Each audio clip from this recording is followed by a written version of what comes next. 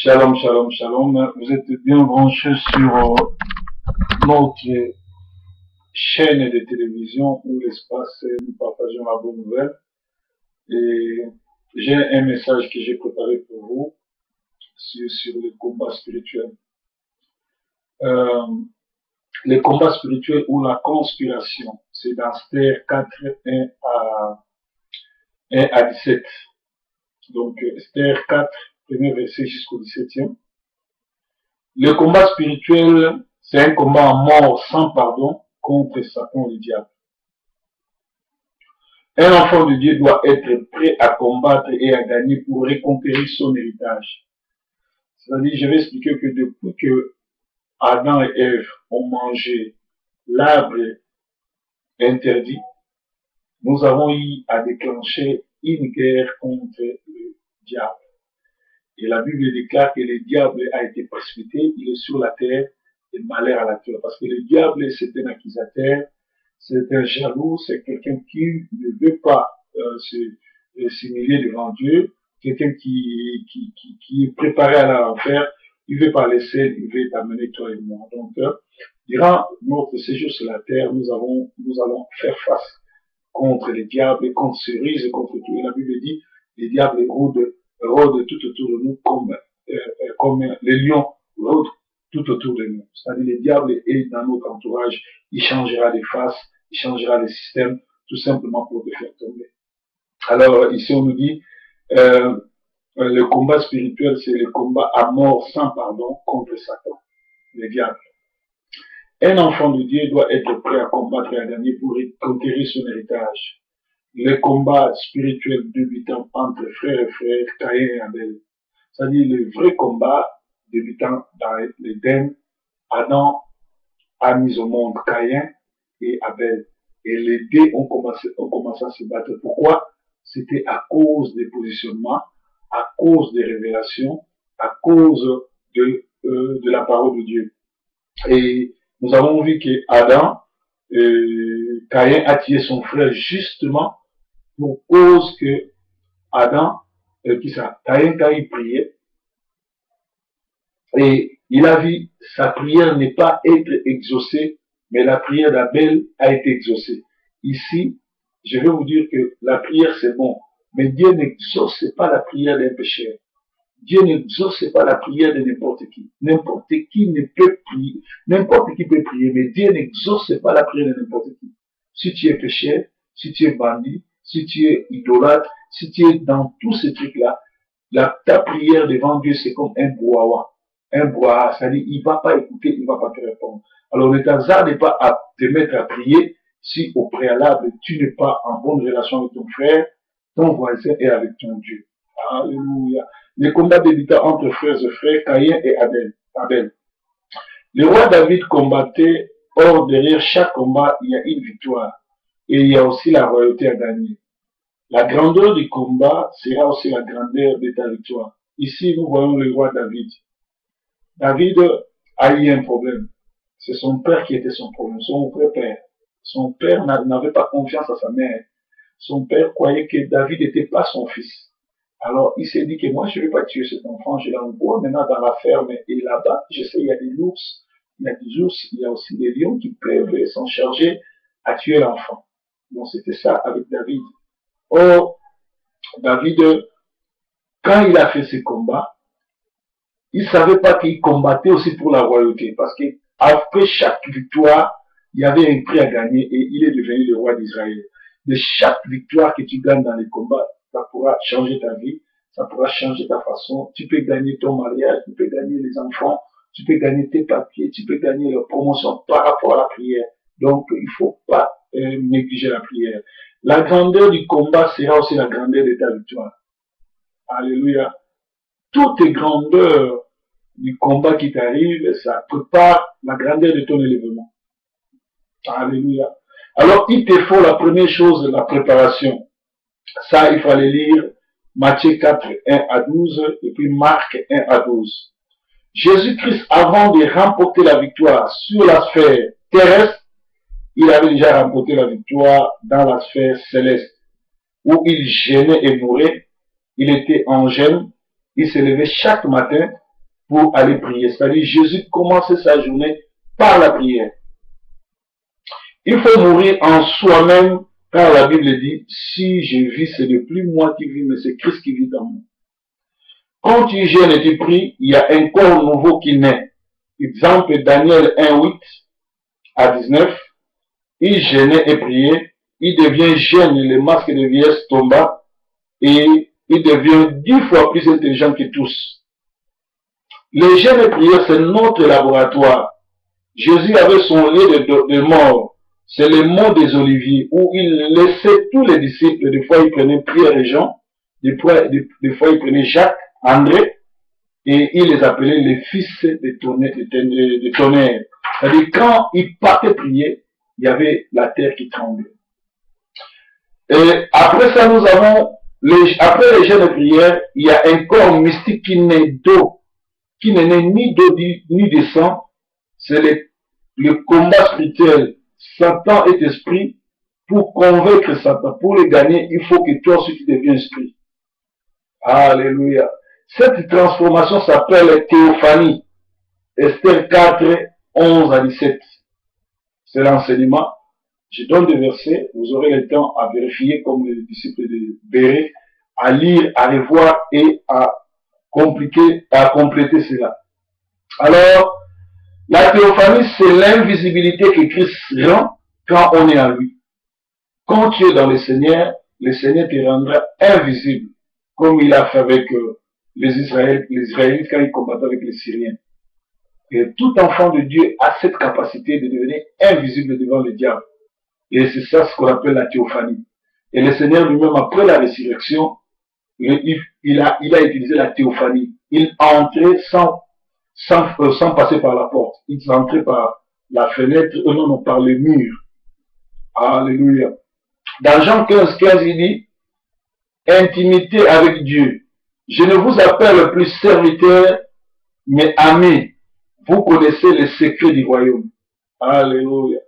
Jésus, avant de partir au ciel, il change les noms de ses apôtres. Il ne les appelle plus disciples, mais il les appelle amis.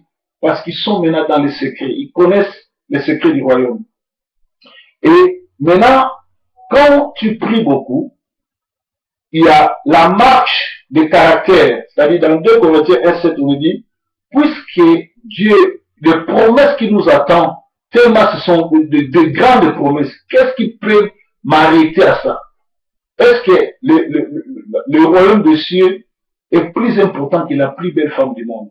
Alors, comme tu sais que le royaume des cieux, le paradis est plus grand, est-ce que tu peux vouloir que cette femme puisse t'empêcher, à cause du plaisir de ce siècle, tu puisses rater le royaume des cieux? Donc, tu deviens un homme de caractère. En réalité, un homme de Dieu, c'est celui qui a le caractère. C'est celui qui dit tout est permis, mais tout n'est pas utile. Tu fais seulement ce qui est utile. Avoir un caractère pour accéder aux promesses de Dieu. Ésaü et Jacob.